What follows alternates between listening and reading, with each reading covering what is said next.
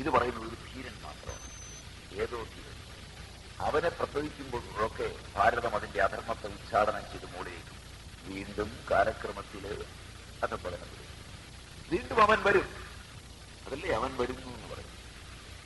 അവനിങ്ങനെ വന്നുകൊണ്ടേ ചരിത്രത്തിന്റെ ദുർനിമിത്തങ്ങൾക്ക് വിനാശം വരുത്തിക്കൊണ്ട് അവനിങ്ങനെ സഞ്ചരിച്ചുകൊണ്ടേയിരിക്കും.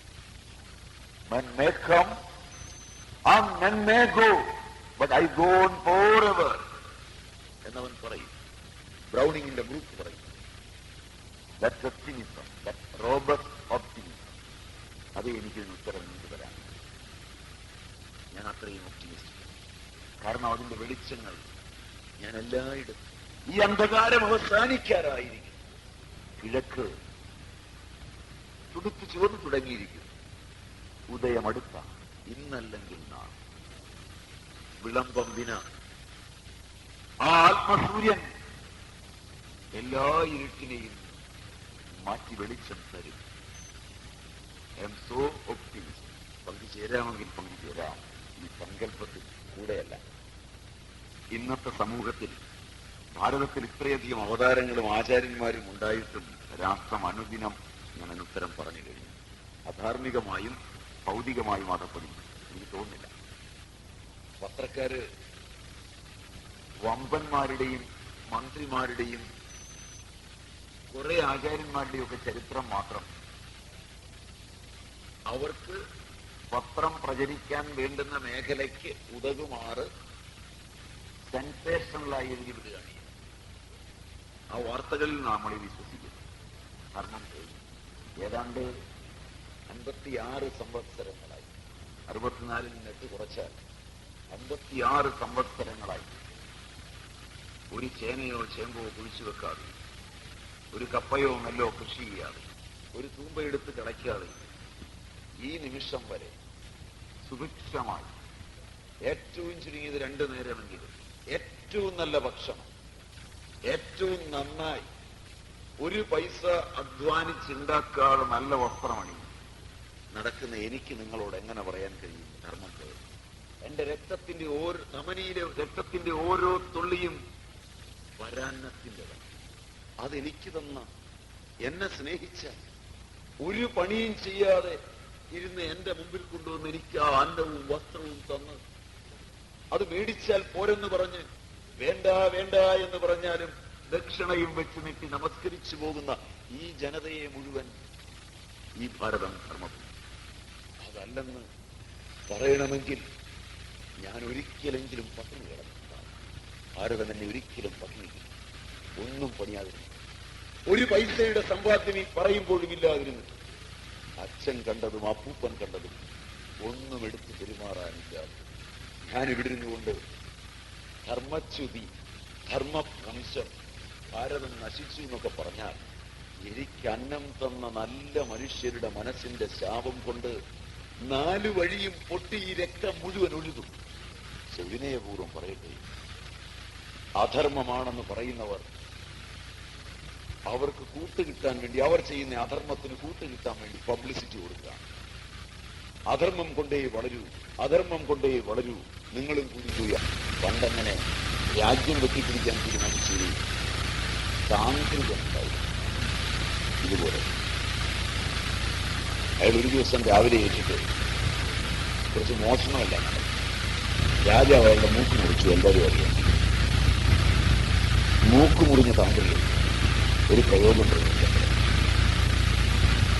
ആ മൂക്ക് മുറിഞ്ഞ താന്ത്രികൻ ഒരു ദിവസം രാവിലെ വളരെ ശക്തിയായ ജനങ്ങളോട് പറഞ്ഞു, നാം ഇന്നു മുതൽ നടക്കുന്ന മഹായജ്ഞത്തിന്റെ ഇത്രാം നാൾ നമ്മോട് കൂടുന്ന ആളുകൾക്കെല്ലാം പടരുകയാണ്. ആളുകളും കൂടാണ്. പക്ഷെ കൂടുന്നവർക്കാർക്ക് ഒന്നും പ്രയോജനം കിട്ടി തുടങ്ങിയിട്ടില്ല. കിട്ടുമെന്നാണ് അവർ. പക്ഷെ രാജാവിന് തലവേദന 49% ഇയാളുടെ വീട്. രണ്ടും കൂടെ കൂടിയാണ്. ചക്രവർത്തിയും വിശ്വസിക്കും കൂടെ കൂടുതലാണ്. മന്ത്രി ഒരു ചെറിയൊരു ജനം വരട്ടെന്ന് പറയും. നമ്മുടെ സ്പെഷ്യൽ ബ്രാഞ്ചിൽ ഒരുത്തനെ ആദ്യം വിടാം. അവനോട് പറഞ്ഞിടാ സത്യം പറയണം. ഇവൻ ചെന്ന് കഴിഞ്ഞ് പറഞ്ഞു ഇയാൾ പറയുന്നതൊന്നും കാര്യമില്ല. ഉറക്കെ വിളിച്ചു പറഞ്ഞു. മന്ത്രി അയാളുടെ തലയും കളഞ്ഞു. അപ്പൊ ഈ അധർമ്മമാണ് വലുത്, അധർമ്മമാണ് വലുതെന്ന് കേട്ട് കേട്ട് നമ്മളും കുറെ ചെയ്യണം. ചുറ്റും നിറഞ്ഞ് നടന്നു നോക്കും. നിങ്ങൾക്ക് പറയാൻ കഴിയുമോ? വിനയപൂർവ്വം ചോദിക്കും. എത്ര പേർ നിങ്ങളിടും? ഒരമ്മയുടെ സ്നേഹം കാരണമായി എത്ര പേർ നിങ്ങളിടും? നിങ്ങൾ എത്ര പേർ ഇതിനുള്ളിൽ ഇരിക്കും? ഇതെല്ലാം എവിടെ നിന്നുണ്ടായി? ഇതിന് താഴെ ഇരുന്നിട്ടും നമുക്ക് പറയാൻ കഴിയുമോ ധർമ്മമല്ല അധർമ്മമാണ് ഈ ലോകത്ത്? നിങ്ങളെ ഒരമ്മ പറഞ്ഞു വിടുമ്പോൾ അമ്മ തന്ന സ്നേഹത്തിന്റെ കൈമുതലുമായി നിങ്ങൾ ജനഹൃദയങ്ങളിലേക്ക് അവിടെയൊക്കെ നിങ്ങൾ പറയുന്ന പ്രാർത്ഥന പ്രാർത്ഥിക്കാൻ ജനങ്ങൾ. ജസ്റ്റ് ഇമാജിൻ, ഈ ജനങ്ങളെല്ലാം അങ്ങനെ കുക്കി വിളിച്ചവർ നിങ്ങളുടെ ഇടയിൽ തന്നെ വന്നിരിക്കൊണ്ടിപ്പോ വേഷം മാറിയിട്ട്. നാളെ അവനും ഇങ്ങോട്ട് വരാനുള്ളവനാണ്. ഇന്ന് അവനെ നിന്ദിക്കുന്നു. നാളെ അവന് വേണ്ടിയും മലർക്കെ തുറക്കാനുള്ളതാണ് നമ്മുടെ വാതിലുകളെങ്കിൽ. അതല്ലേ ഈ ജസ്റ്റ് ഇമാജിൻ. ഓരോ സംശയമെങ്കിൽ നിങ്ങൾ അമ്മയോട് തന്നെ ചോദിക്കുക. എനിക്ക് പറഞ്ഞു തരാനാകില്ല. കർമ്മണ്യേവ ഹി സംസിദ്ധി എന്ന വരിയുടെ അർത്ഥം എന്താണ്? ജ്ഞാനാശ്രയിയാകണം കർമ്മമെന്നിവിടെ പറയുന്നില്ല. കർമ്മണൈവ ഹി സംസിദ്ധി മാസ്തിക ജനകാദയ ശ്ലോകം നമ്മൾ എടുക്കാൻ പോകുന്നുണ്ട്. അതുകൊണ്ട് അത് രണ്ടെണ്ണം ഞാൻ നീക്കി വെച്ചിട്ടുണ്ട്, മറന്നുപോയില്ല, ഓർക്കുക. ഗീതയിൽ പലയിടത്തും ഇഴചേരാത്ത ആശയങ്ങൾ അവതരിപ്പിച്ച് കാണുന്നു. എനിക്കും നിനക്കും പല ജന്മം കഴിഞ്ഞു പോയിട്ടുണ്ടെന്ന് ഒരിടത്ത്, നമുക്കാർക്കും ജന്മമരണങ്ങളില്ലെന്ന് മറ്റു പലതിക്കലും എല്ലാം താനാണെന്ന് പറയുന്ന ഭഗവാൻ വൃക്ഷത്തിൽ അശ്വത്ഥമെന്നും പാണ്ഡവരിൽ പാർത്ഥനെന്നും മറ്റും എടുത്തു പറയുമ്പോൾ മറ്റു വൃക്ഷങ്ങളും എല്ലാം ഭഗവാനാണെന്ന് ബോധ്യപ്പെടുത്താൻ ഓരോന്നിന്റെയും പ്രതിനിധിയായി ഏറ്റവും വലുതിനെ പറഞ്ഞു. പ്രഥമമല്ല ന്യായത്തിൽ ഏറ്റവും പ്രധാനപ്പെട്ടത് പറഞ്ഞാൽ ബാക്കിയുള്ളതെല്ലാം താനാണെന്നാണ്. പാണ്ഡവന്മാരിൽ ധനഞ്ജയൻ കേമനാണെങ്കിൽ അത് ഞാനാണെന്ന് പറഞ്ഞാൽ പാണ്ഡവന്മാരെല്ലാം തന്നെ ഞാനാണെന്ന്. പാണ്ഡവന്മാരല്ലാത്ത മനുഷ്യരും മുഴുവൻ ഞാൻ തന്നെയാണെന്ന്. അശ്വത്ഥം പറഞ്ഞാൽ എല്ലാ വൃക്ഷവും ഞാനാണെന്ന്. ഇത് പ്രഥമമല്ല ന്യായത്തിൽ പറയുന്നതാണ്. ന്യായശാസ്ത്രത്തിലെ അങ്ങനൊന്നുണ്ട്. സോ പിന്നെ എനിക്കും നിനക്കും പല ജന്മം കഴിഞ്ഞു എന്ന് പറഞ്ഞത് ശരീരത്തെ, സൂക്ഷ്മ ശരീരത്തെ വെച്ചുകൊണ്ട് പറഞ്ഞത്. ജന്മങ്ങളെ ഇല്ലെന്ന് പറഞ്ഞത് ആത്മാവിനെ വെച്ചുകൊണ്ട് പറഞ്ഞത്. ഇതിന്റെ നമ്മൾ അടുത്ത് എടുക്കാൻ പോകുന്ന കാര്യമാണ്. ഇതിലെ ചോദ്യങ്ങൾ തീരും. സ്വാമി മറ്റുദാഹരണങ്ങളും കഥകളും പറയുന്നതിന്റെ കൂടെ സ്വാമിക്കുണ്ടായ അനുഭവങ്ങളും എങ്ങനെ കൂടുതൽ കൂടുതൽ വൈരാഗ്യമുണ്ടായി എന്നുമൊക്കെ പറഞ്ഞാൽ നന്നായി. ഭാരതത്തിലെ സന്യാസിമാർ തങ്ങളുടെ കൃതാർത്ഥരും പ്രസ്തുത മാർഗത്തെ അഭിമാനപൂർവം സ്മരിക്കുന്നവരുമാണ്. സധൈര്യം സഹവർത്തികളെ പ്രചോദിപ്പിക്കുകയും ചെയ്യും. തിരിച്ചറിയാൻ ഒരാൾ ഒന്നുമല്ലാതായി തീരണം എന്ന തിരിച്ചറിവ് അനിവാര്യമാണ്. എന്നിരുന്നാലും നമ്മുടെ ശ്രേഷ്ഠരായ പൂർവികർ എന്ന് നാം അഭിമാനിക്കുന്ന സർവസംഘ പരിത്യാഗികളുടെ ജീവചരിത്രം ആരെയാണ് ഏറെ സ്വാധീനിക്കാതിരിക്കുക? ഈ അറിവ് വെറും സമയം കളയലല്ല എന്നത് നിസ്തർക്കമായ അഭിപ്രായമാണ്.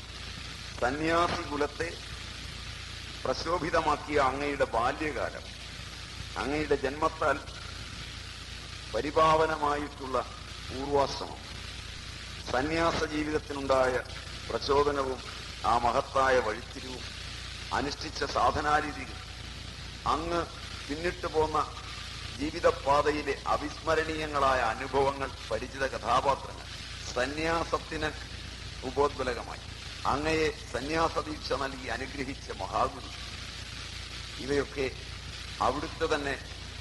അവിടുന്ന് തന്നെ പറഞ്ഞറിയാൻ അങ്ങയുടെ പ്രഭാഷണം ഉത്സുകരാക്കുന്നു.